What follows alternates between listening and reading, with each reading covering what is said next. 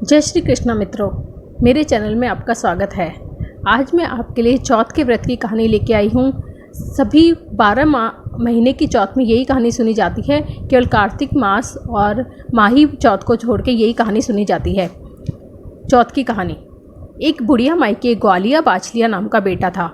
बुढ़िया माई बेटे के लिए 12 महीनों की चौथ करती थी और जो बेटा लकड़ियाँ लाया करता था उसको दोनों बेच कर माँ बेटा गुजारा कर रहे थे। बुढ़िया माई रोज़ लकड़ियों में से 2 लकड़ी अलग रख लेती थी और चौथ के दिन बेटे से छिपा कर बेच कर सामान लाती थी और 5 चूरमे के लड्डू बनाती थी। एक लड्डू खुद खाती थी, एक बेटे को खिलाती थी। एक चौथ के दिन बेटा अपनी पड़ोसन के घर गया। उसने भी चूरमा बना रखा था तो उसने पूछा, आज क्या है, आपने चूरमा क्यों बनाया है? पड़ोसन बोली, हमने तो आज ही बनाया है, तेरी माँ तो हर चौथ के दिन बनाती है, तुझे आज खाने को नहीं दिया? बेटा बोला, दिया तो था। पड़ोसन बोली, जो तू लकड़ियाँ लाता है उसमें से तेरी माँ ओले करके चूरमा बनाती है।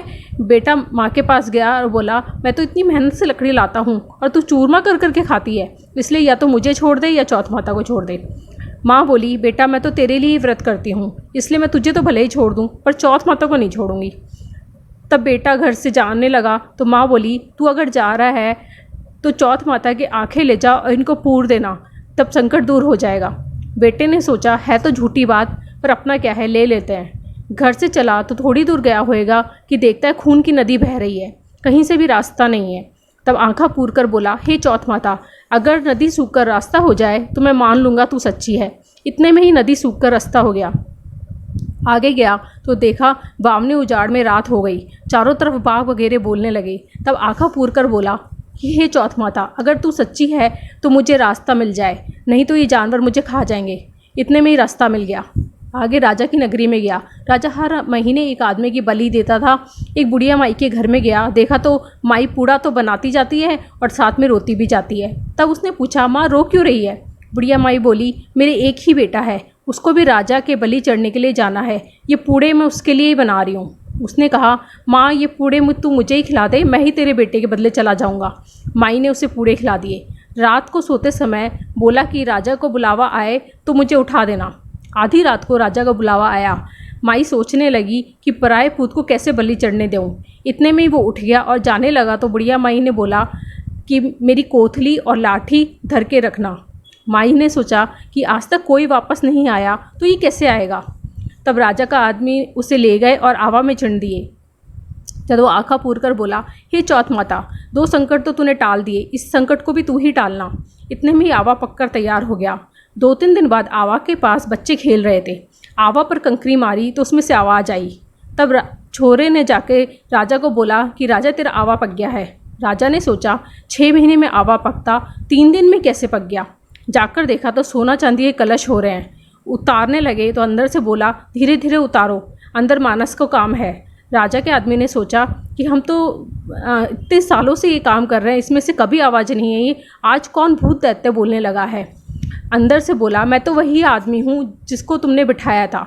अंदर जाकर देखा तो हरे हरे ज्वारे उग रहे हैं, आँखा पूर कर बैठा है। राजा का आदमी राजा ने को सारी बात बताई तो राजा आया और पूछा कि तू कौन है और कैसे बच गया। तो बोला, मेरी माँ चौथ माता का व्रत करती थी, इसलिए मैं चौथ माता के प्रभाव से बच गया। तब राजा ने उसको बोला कि एक घोड़े पे तू चढ़ जा, एक घोड़े पे मैं चढ़ जाऊंगा और तेरे हाथ पैर में सांकली घाल देवेंगे। अगर सांकली खुलकर मेरे बन जाएगी तो चौथ माता साची है। दोनों घोड़ा पर चढ़ गया तो आँखा पूर कर बोला, हे चौथ माता, मेरी लाज रखिए। इतने में सांकली खुलकर राजा के बंध गई। राजा ने सोचा, चौथ माता सच्ची है। राजा अपनी बेटी का ब्याह उसके साथ कर दिया। वो वहीं रहने लग गया। बहुत सारे दिन हो गए। एक दिन वो अपनी घरवाली को बोला कि आज तो हमारे गांव की तरफ बिजली चमक रही है। रानी ने पूछा, आपके गांव भी है क्या? बोला, हाँ, मेरी एक माँ भी है, हम अब देश चलेंगे। राजा ने उसे बहुत सारा धन देकर विदा कर दिया। उधर बुढ़िया माई से लकड़ी तो काटी नहीं जाती थी, इसलिए गोबर चुनकर छाने बेचकर रोटी खाती थी। पड़ोसन ने उसके बेटा बहू को आता हुआ देखकर बोली कि बुढ़िया माई, तेरे बेटा बहू आ रहे हैं, बहुत सारा धन लाए हैं। बुढ़िया माई बोली, मेरे भाग्य में कहाँ बेटा बहू लिखे हुए हैं, एक बेटा था, उसको भी तूने लगा सिखाकर काट दिया। पर उसका मन नहीं माना तो बटोड़ा पर चढ़कर देखा तो सच में ही आ रहे हैं।